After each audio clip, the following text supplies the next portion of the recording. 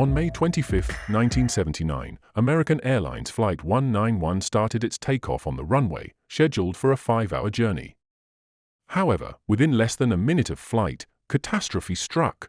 This incident would mark the deadliest single-aircraft aviation disaster in United States history.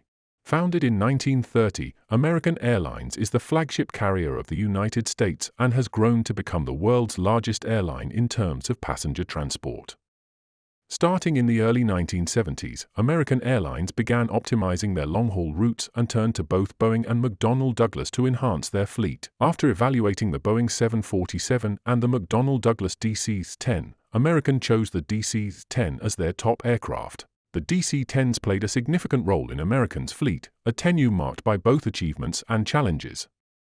In 1972, a newly delivered DC-10, operating as Flight 96, suffered a cargo door failure but miraculously landed safely without any fatalities. This issue, however, led to a tragic accident on Turkish Airlines Flight 981 2 years later. Unfortunately, this was not the last serious incident involving a DC-10. On May 25, 1979, American Airlines Flight 191 was poised to depart from Chicago's O'Hare International Airport, headed for Los Angeles International Airport.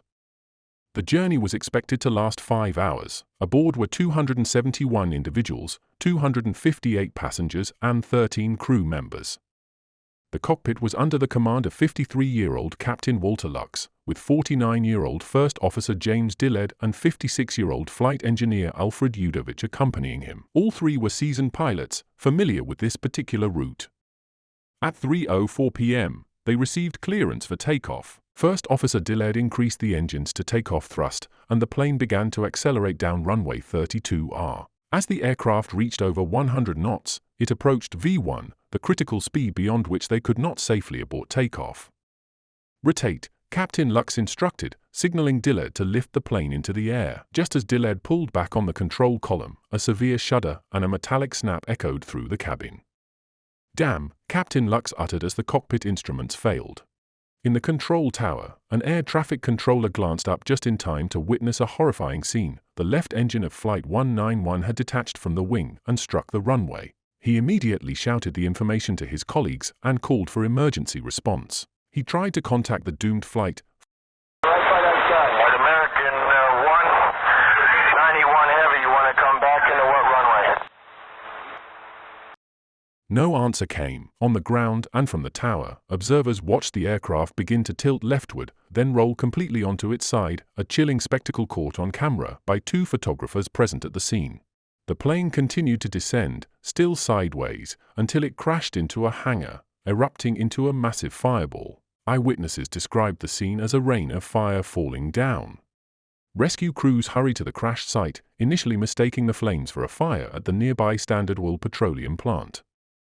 It was soon clear, however, that the catastrophe involved a commercial jet. Firefighters subdued the blaze and started searching for survivors among the wreckage, but it quickly became evident that there were no survivors. All 271 people aboard perished. 2 mechanics in the hangar were also killed. The crash also ignited a nearby trailer park, causing extensive damage but thankfully no additional fatalities. The disaster of Flight 191 remains the deadliest single-aircraft accident in U.S. aviation history. The National Transportation Safety Board, NTSB, launched an investigation into the crash. It was immediately apparent that the engine's detachment had led to the catastrophic failure, but crucial questions lingered. How and why had the engine come loose? Could the pilots have managed to save the aircraft? And crucially, who was responsible for the accident? In response, the Federal Aviation Administration, FAA, mandated the grounding of all DC-10 aircraft and barred any foreign-operated DC-10s from entering U.S. airspace. Images of the ill-fated flight soon spread across national newspapers, significantly tarnishing the DC-10 safety reputation. In the aftermath, passengers worldwide were hesitant to fly on DC-10s. Initially, investigators believed a fractured bolt found on the runway was to blame. This theory was presented at a press conference, only for later findings to reveal that the bolt was not the underlying cause of the engine separation. To unearth the true cause of the disaster, investigators turned their attention to the aircraft's black boxes, which offered limited and problematic data. The cockpit voice recorder stopped recording immediately after Captain Lux's utterance of "damn" as it lost power when the left engine, its power source, detached. The flight data recorder yielded scrambled data, compromised by the plane's erratic and abnormal flight path. Further examination of the engine revealed dents unrelated to its impact with the runway. This clue led investigators to scrutinize maintenance records, revealing that the aircraft had been serviced 2 months before the crash at the American Airlines maintenance facility in Tulsa, Oklahoma. The service was part of a routine C-check, a comprehensive inspection of aircraft systems conducted every 12 to 18 months. A critical finding emerged from the investigation of the maintenance procedures. It was discovered that the maintenance personnel had deviated from standard procedures for engine repair. Rather than detaching the engine from its pylon for maintenance, workers removed the entire engine assembly with the pylon still attached, then reattached it using a forklift. This unconventional method risked misaligning the pylon with its locking pins, potentially bending them. Furthermore, the process made it too easy to forcefully reposition the pylon, causing damage and creating microscopic fractures that could compromise the structural integrity of the engine mount. The practice of using shortcuts during engine maintenance was not unique to American Airlines. Staff at Continental Airlines were also found to have been employing the same problematic method. With the DC-10 fleet still grounded, urgent repairs were carried out across both airlines' fleets. During these inspections, many aircraft were discovered to have stress fractures, some alarmingly close to causing complete structural failures. As the investigation progressed and the root cause of the engine detachment was identified, attention shifted to the actions of Flight 191's pilots. There was speculation about whether the pilots could have managed a safe return to the airport. Commercial aircraft are designed to operate with only one engine in emergencies, and Flight 191 had 2 functioning engines at the time of the crash. The definitive actions of the pilots, however, will likely remain unknown. The Quick Reference Handbook, QRH, which provides emergency procedures for pilots, offered some insights into the likely scenario. According to the QRH, in the event of an engine failure, pilots are advised to reduce speed to prepare for an emergency landing.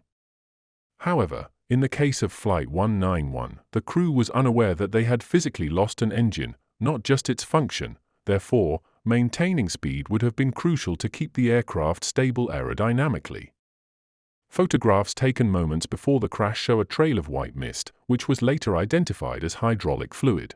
The loss of this fluid would have caused the flaps and slats on the left wing to revert to their neutral positions. Since the right side's flaps and slats were deployed to slow the aircraft down for an emergency approach, this created a severe imbalance in airflow. Without sufficient speed to counteract this asymmetry, the aircraft would have easily stalled and rolled onto its side. A pressing question remained: why were the crew unaware they were entering a stall? The answer lay with the loss of the cockpit voice recorder, which wasn't the only system powered by the left engine. Crucially, the captain's stick shaker, the stall warning system, was also connected to it.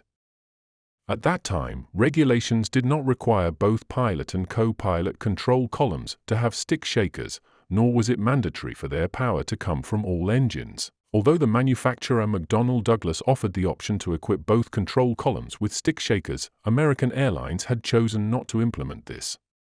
The National Transportation Safety Board, NTSB, determined that the primary cause of the disaster was the simplified, non-standard maintenance procedure used by American Airlines.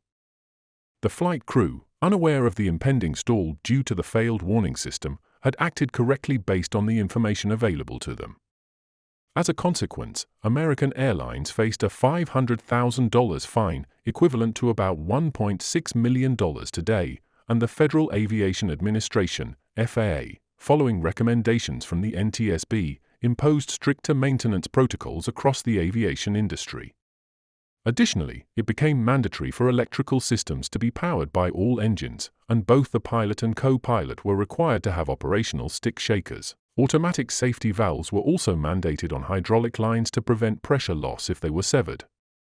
The FAA faced significant criticism for its oversight failures in monitoring airline maintenance practices. The crew chief responsible for the aircraft's final inspection before the disaster, Earl Russell Marshall, tragically took his own life following the incident. American Airlines continued operating the DC-10 until it was phased out in 2000, replaced by newer, more efficient aircraft.